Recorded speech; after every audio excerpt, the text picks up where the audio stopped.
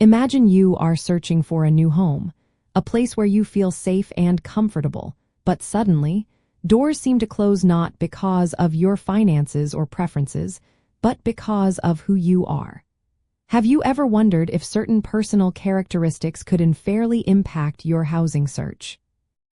Housing discrimination based on disability occurs when individuals are treated unfairly in housing-related matters because of a physical or mental impairment that substantially limits one or more major life activities.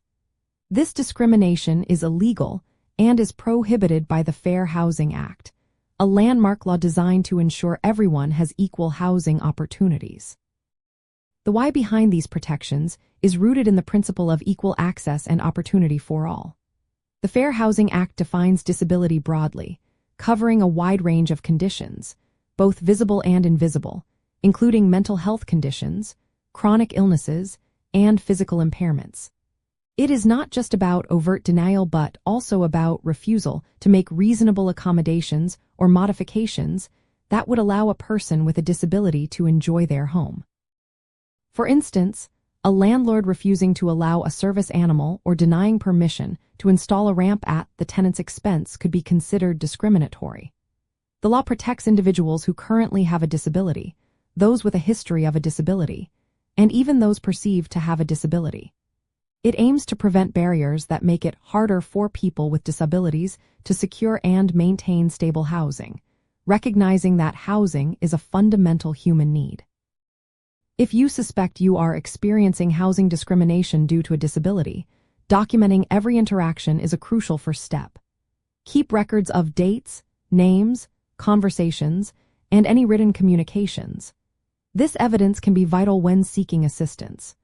Reach out to local housing authorities or fair housing organizations, as they often provide guidance and support on how to file a complaint or navigate the process. A key concept here is the distinction between reasonable accommodations and reasonable modifications. An accommodation is a change in rules, policies, or services, such as allowing an assistance animal despite a no-pet policy. A modification is a physical change to the property, like widening a doorway or adding a grab bar.